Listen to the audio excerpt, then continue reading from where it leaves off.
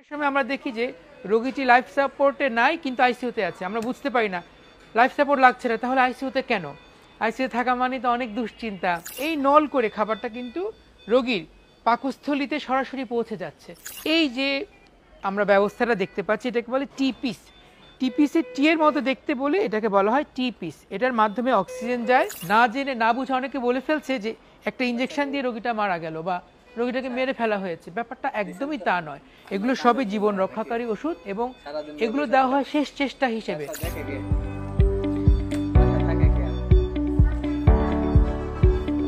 আসসালামু আলাইকুম সবাইকে। আমি ডাক্তার চৌধুরী মোহাম্মদ ফুয়াদ গালিব, কর্মরত আছি ন্যাশনাল ইনস্টিটিউট অফ নিউরোসায়েন্সেস হসপিটালের আইসিইউতে। আজকে একটি অসাধারণ পর্ব, এক্সক্লুসিভ একটি পর্ব করতে যাচ্ছি আমরা আইসিইউর ভেতরকার পরিবেশ নিয়ে। অনুমতি সাপেক্ষে আমরা এই পর্বটি সাজিয়েছি। অনেকের মনে অনেক প্রশ্ন আছে, অনেক ভুলভ্রান্তি আছে, অনেক কৌতূহল আছে। একটি আইসিইউর ভিতরে আসলে কি করা হয়, আইসিইউর ভিতরে যারা কাজ করে তারা কি নিয়ে কাজ করে এবং আইসিইউ রোগীদের কি সেবা দেওয়া হয়, লাইফ সাপোর্ট মেশিনটাই বা কি, কিভাবে রোগীদেরকে খাওয়ানো হয়, কিভাবে রোগীদের প্রস্রাব পায়খানা পরিষ্কার করা হয় এবং অনেক রকম প্রশ্ন। আমরা চেষ্টা করব এই প্রশ্নের উত্তর যতটুকু সম্ভব দেওয়ার এবং আইসিইউ নিয়ে সাধারণ মানুষের অনেক ভুলভ্রান্তি আছে যতটুকু সম্ভব সেগুলো দূর করার। সবার আগে যে জিনিসটা আমাদেরকে জানাতে হয় সেটা হলো রোগীতে ভর্তি হলে রোগী খাবে কি। তখন আমরা বলছি নাকে নল দিব, তো নাকে নলটা কিভাবে দিতে হয়, এটা কি ভয়ঙ্কর কিছু, কিভাবে খাওয়ানো হয় আমরা একটু দেখানোর চেষ্টা করব। আমাদের এখানে আমাদের নার্স আছেন, আমাদেরকে কিভাবে একটি রোগীকে খাওয়ানো হয় নাকের নল দিয়ে সেটি আমরা দেখার চেষ্টা করব। এখানে আমরা যেটা করছি এটাকে বলা হয় এনজি টিউব।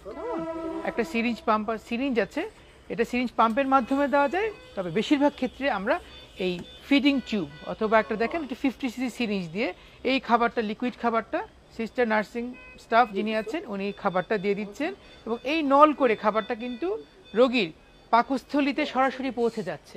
অনেকে মনে করে যে রোগীটা খাচ্ছে কি, হয়তো মুখে খাচ্ছে না কিন্তু নাকের নল দিয়ে তরল খাবার, পুষ্টিকর খাবার যতটুকু তার প্রয়োজন ততটুকু হিসাব করে আমরা 2 ঘন্টা 3 ঘন্টা পর পর রোগীর পাকস্থলীতে পৌঁছে দিচ্ছি।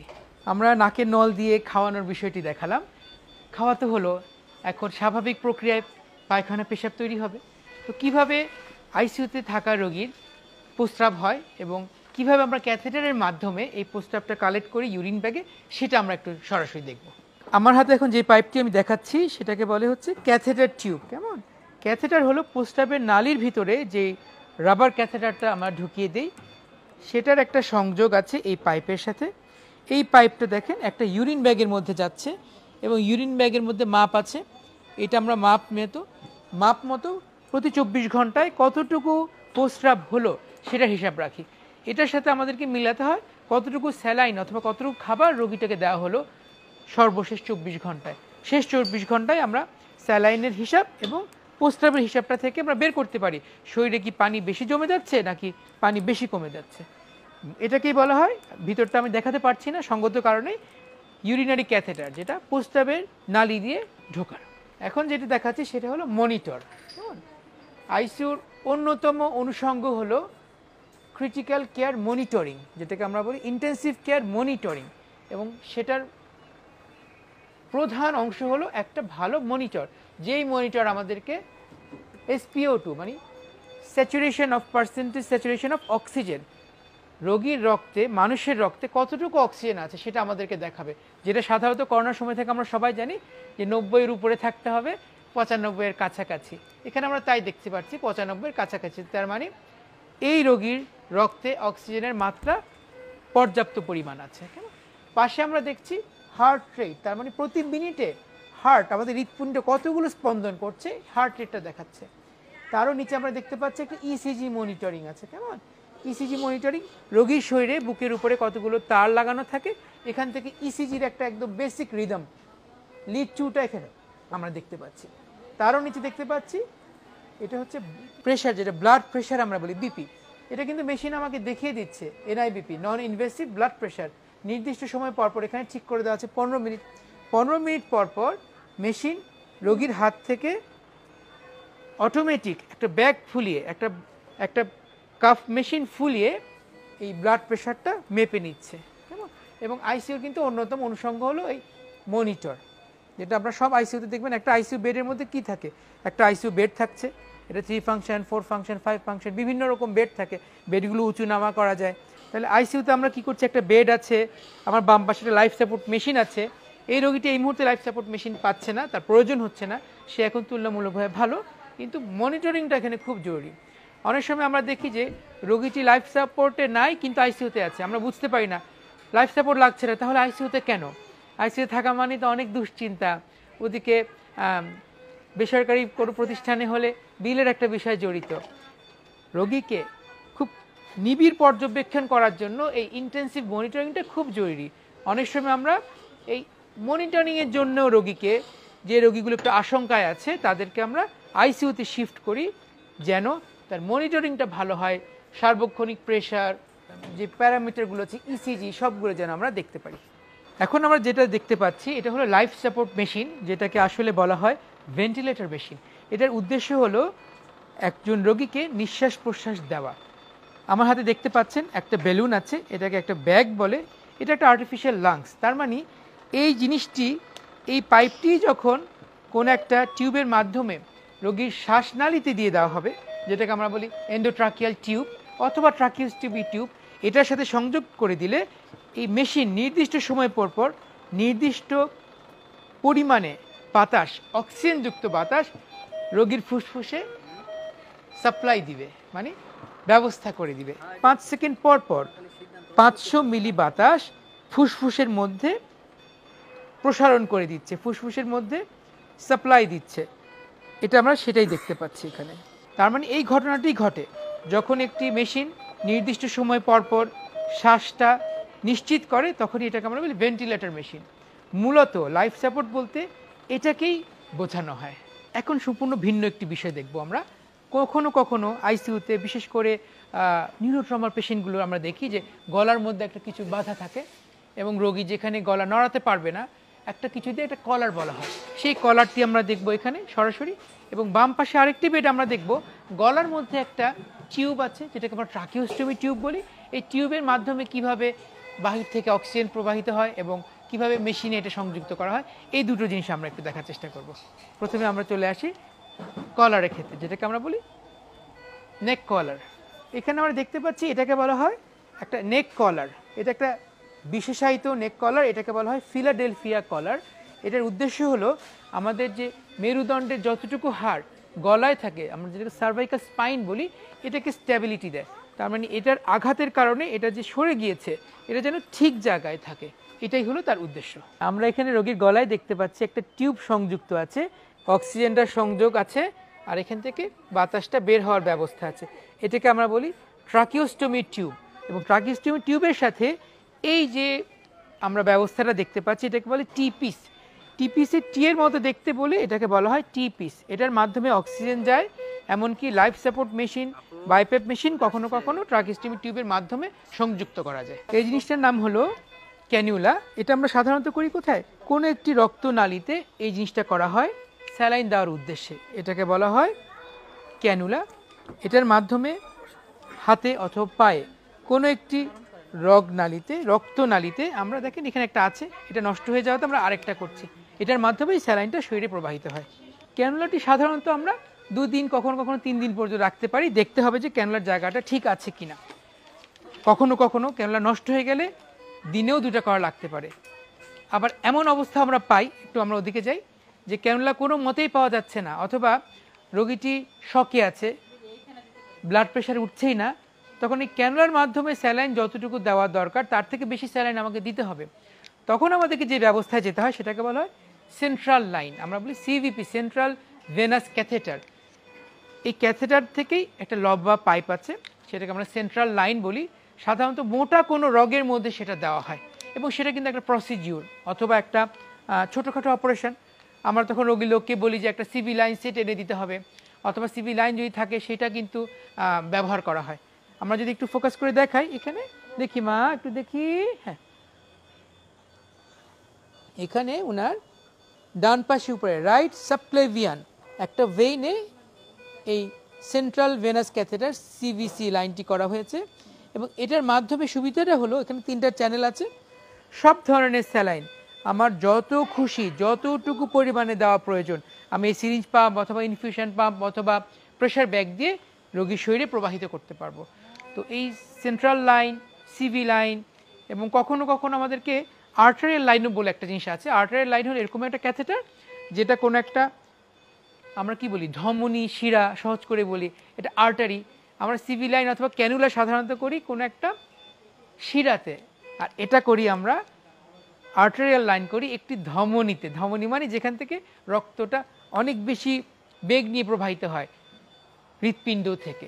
যখন আমাদেরকে সরাসরি ব্লাড প্রেশারটা মাপতে হয়, প্রেশারটা মাপার জন্য আমাদেরকে আর্টারিয়াল লাইনটা কখনো কখনো করতে হয়। ওষুধ আর ওষুধ, আইসিইউতে যারা ভর্তি থাকে তাদের কিন্তু অনেক ওষুধ প্রয়োগ করতে হয় এবং ওষুধের বিল অনেক বেশি চলে আসে। এটার আসলে সঙ্গত একটি কারণ আছে। আইসিইউতে যে রোগীগুলো আমরা পাই বেশিরভাগ ক্ষেত্রে এদের অনেক ধরনের ওষুধ দিতে হয় এবং সেপ্টিসেমিয়া সেপসিস বলে একটি কথা আছে যে সাংঘাতিক সংক্রামক নিয়ে তারা আসে, যেটাকে আমরা বলি সেপ্টিসেমিয়া। কখনো কখনো একাধিক জীবাণু একই সাথে শরীরে প্রবেশ করে ফেলে এবং তখন আমাদেরকে একাধিক ওষুধ একসাথে প্রয়োগ করতে হয়। এমনকি সরকারি হাসপাতালগুলোতে যথেষ্ট পরিমাণে সাপ্লাই থাকার পরেও কিছু আধুনিক ওষুধ আছে যেগুলো আমাদেরকে দিতেই হয় এবং এগুলো একটু দামি। আরও একটি প্রশ্ন আমরা প্রায় পাচ্ছি যে এত ওষুধ কেন কিনতে হয়? অনেকে রাগ করে বলে যে একসাথে 10,000 টাকার ওষুধ দেওয়া হলো। এটা একটা কারণ আছে। যেমন দেখি একই ওষুধ 4টা কেন? কারণ আমাকে সামনে 24 ঘন্টার জন্য ওষুধগুলো এনে স্টকে হাতে রাখতে হবে এবং সকালবেলা আমার নার্সিং স্টাফকে বুঝিয়ে দিতে হবে যে সামনে 24 ঘন্টার জন্য সকালবেলা, দুপুরবেলা, রাতে এবং পরের সকালবেলা। যে কারণে একই ওষুধ আমরা 4টা 5টা করে একসাথে নিয়ে আসাই এবং কখনো কখনো এই ওষুধগুলোর দামও একটু বেশি হয়, কারণ এই ওষুধগুলো সব জায়গায় ব্যবহার করা হয় না এবং বাহির থেকে আসে কিছু কিছু অনেক আধুনিক ওষুধ এবং অনেক দামি ওষুধ। এগুলো বাধ্য হয়ে আমাকে ব্যবহার করতেই হয় এবং প্রয়োজন হলে আমরা কিন্তু এই ওষুধের কন্টেইনারগুলো রোগীর লোকজনকে বা আত্মীয়স্বজনকে দেখাই যে এগুলো আমরা ব্যবহার করেছি। সুতরাং এই ভুল ভ্রান্তিগুলো যেন মানুষের মধ্যে না থাকে। এখন আমি যে এই ওষুধটি দেখাচ্ছি সেটা হলো হাইড্রোকর্টিসন। কখনো কখনো আমরা বলি জীবন রক্ষাকারী ওষুধ, স্টেরয়েড। এবং শেষ পর্যায়ে রোগী যখন শকে থাকে অথবা একদম জীবন মৃত অবস্থায় থাকে, শেষ অবস্থায় এই ওষুধটি প্রায় প্রয়োগ করা হয়। এটাকে কর্টিসন বলা হয়। ওয়ারডাক্সের নামে একটা ওষুধ আছে স্টেরয়েড, এগুলোও ব্যবহার করা হয়। আরও কিছু ওষুধ আছে যেমন অ্যাড্রিন, নন অ্যাড্রেনালিন। কেমন নামগুলো একটু কঠিন, সবার জানার প্রয়োজন নাই, কিন্তু এতটুকু জানা অবশ্যই দরকার যে এগুলোকে বলা হয় জীবন রক্ষাকারী ওষুধ। আয়নোট্রপ বলি, ক্রোনোট্রপ বলি, কর্টিসন বলি, স্টেরয়েড বলি। এগুলো শেষ মুহূর্তে দেওয়া হয় এবং আমাদের অনেক অভিজ্ঞতা হয়েছে শেষ মুহূর্তে আমরা চেষ্টা করি রোগীর জীবন বাঁচানোর জন্য। কখনো হয়তো কার্ডিয়াক মেসেজ দেওয়া হচ্ছে, কখনো হচ্ছে রিসাসিটেশন সিপিআর দেওয়া হচ্ছে, একই সাথে এই ওষুধগুলো প্রয়োগ করা হলো। ঠিক তখনই হয়তো মৃত্যু উপস্থিত হয়ে গেল। দুর্ভাগ্যজনকভাবে আমরা হয়তো রোগীটাকে হারালাম। তখন না জেনে না বুঝে অনেকে বলে ফেলছে যে একটা ইঞ্জেকশন দিয়ে রোগীটা মারা গেল বা রোগীটাকে মেরে ফেলা হয়েছে। ব্যাপারটা একদমই তা নয়। এগুলো সবই জীবন রক্ষাকারী ওষুধ এবং এগুলো দেওয়া হয় শেষ চেষ্টা হিসেবে। সুতরাং কখনো কখনো শেষ চেষ্টা ব্যর্থ হতেই পারে এবং শেষ চেষ্টা ব্যর্থ হয়ে গেলে কিন্তু মৃত্যু অবধারিত। এটা কিন্তু ওষুধের দোষ না, অথবা যিনি ওষুধ প্রয়োগ করেছেন তার দোষ না, অথবা যেই সিস্টার পুশ করেছেন তারও দোষ না। এই ভ্রান্তিগুলো সবার মধ্য থেকে দূর হওয়া খুবই জরুরি। আমরা এখন দেখতে পাচ্ছি একটা সেন্ট্রাল মনিটর। এখানে যতগুলো রোগী আছে, যতগুলো আইসিইউর বেড আছে, সবগুলোর যে ইন্টেন্সিভ মনিটর ছিল টিভির মতো যে জিনিসগুলো, সবগুলোর আবার কানেকশন ইনপুট এখানে আছে। তার মানে এখানে যিনি বসবেন উনি কিন্তু সার্বক্ষণিক এখান থেকে বসেই দূর থেকেই রোগীদেরকে মনিটর করতে পারবেন। এটাকে বলা হয় সেন্ট্রাল মনিটর এবং এটা একটা নার্স ডেস্ক। এখানে কিন্তু সবসময় একজন নার্স কাজ করেন, উনি মনিটর করেন, উনি অনেক ডকুমেন্টেশন করতে হয়। প্রতিটা রোগীর কিন্তু এখানে ডকুমেন্টেশন খুব জরুরি এবং অনেকগুলো ফাইল ওয়ার্ক আমাদের আইসিইউর ভিতরে করতে হয়। আপনারা খেয়াল করে দেখবেন আইসিইউতে কিন্তু সার্বক্ষণিক কাজের মধ্যে থাকে সবাই। এখানে দিন কি রাত বলে কিছু নাই। রোগীর খাবার দেওয়া হচ্ছে, ওষুধ দেওয়া হচ্ছে, সময়ের সাথে সম্পর্ক, দিন রাতের সাথে আমাদের সম্পর্ক নাই। অনেকে বুঝতে পারে না যে ভিতরে হয়তো নার্সিং স্টাফ বা ডক্টর একটা গেলেন একটা কথা বলার জন্য, রোগীর লোক বাহিরে অপেক্ষা করছেন, ভিতরে গেলো তো গেলো আর হারিয়ে গেল আর আসলো না। ব্যাপারটা হলো ভিতরে কোনো না কোনো কাজে আটকে যায়। হয়তো বললো ঠিক আছে আমি আসছি, 10টা মিনিট অপেক্ষা করেন, এমন সময় একটা জরুরি কিছু হয়ে গেল, ভিতরে হয়তো 1 ঘন্টা আমার ডক্টর অথবা নার্সিং স্টাফ আটকা পড়ে গেল। সুতরাং এটাও একটা বোঝার বিষয় আছে, ভিতরে কিন্তু সবাই সার্বক্ষণিক কাজের মধ্যে থাকে এবং আইসিইউর ভিতরে যে কোনো সময় যে কোনো খারাপ হয়ে যেতে পারে। একই কারণে আমরা কিন্তু আইসিইউতে সবসময় ভিজিটার মানে রোগীর লোকজনদেরকে আসতে দেই না। আমরা বলি যে খুব রেস্ট্রিক্টেড একটা এরিয়া, ইনফেকশনের একটা বিষয় আছে, আমাকে সবাই দেখছেন আমি কিন্তু ড্রেস আপ করা, এবং আমরা যখন ডিউটিতে আসি আমরা কিন্তু সবাই বাহিরের পোশাকগুলো রেখে আমরা কিন্তু একটা পরিষ্কার এবং স্টেরাইল করা পোশাক পরে ফেলি, স্টেরাইল গ্লাভস পরে ফেলি এবং ক্যাপ মাস্ক। আমি মাস্কটা এই মুহূর্তে পরছি না কথা বলার সুবিধার জন্য, কিন্তু আমার পকেটে মাস্ক আছে। আমরা সবাই কিন্তু এখানে ড্রেস আপ নিয়ে ঢুকে যাই এবং যখন আমরা বের হয়ে যাই আবার আমরা বাহিরের পোশাকটা পরে বের হয়ে যাই। সুতরাং রোগীর লোকজনদেরকে, আত্মীয় স্বজনদেরকে আমরা কিন্তু ভিতরে সবসময় ঢোকাতে পারবো না। কেন পারবো না? কারণ কোনো না কোনো কাজ চলতে থাকে, কোনো না কোনো রোগীর অবস্থা খুবই খারাপ থাকে এবং কিছু না কিছু কাজ, এমন কাজ চলে যেগুলো আমরা সবাইকে সবসময় দেখাতে পারি না। সেটা কীরকম? কোনো রোগীর স্টুল পাস করতে পারে, কোনো রোগীর প্রস্রাবের থলি ব্যাগটা পরিষ্কার করতে হতে পারে। অনেক সময় আইসিইউর ভিতরে যেহেতু বদ্ধ একটি জায়গায় সব রোগীরা থাকে, আলাদা করে কেবিন না, সুতরাং অনেক কাজ আমরা করে ফেলি যেগুলো বাহিরে সবাইকে চট করে দেখানো হয় না। কাভার করে ভালো অবস্থায় রোগীর আত্মীয় স্বজনদেরকে আমরা ভিজিটিং টাইমে দেখার জন্য অনুমতি দেই। সুতরাং এটাও মেনে নিতে হবে যে আমার রোগী ভিতরে আছে, সারাদিন আমাকে দেখতে দেওয়া হলো না। কেন দেওয়া হলো না? আপনার রোগীর নিরাপত্তার স্বার্থে, আপনার রোগীর ভালো চিকিৎসার স্বার্থে এবং ভিতরে যারা কাজ করছে সুন্দরভাবে নিরবিচ্ছিন্নভাবে সেবা দেওয়ার স্বার্থে আমরা সারাক্ষণ একের পর এক কাউকে ঢোকাতে পারি না। এবং যাদেরকেও ঢোকাই আমরা ভিতরে অবশ্যই ড্রেস আপ পরে ঢোকাতে হবে, স্টাইল ড্রেস পরে ঢোকাতে হবে, ক্যাপ মাস্ক এবং গ্লাভস এগুলো পরে ঢোকাতে হবে। এই বিষয়টা কিন্তু আমাদেরকে আইসিইউতে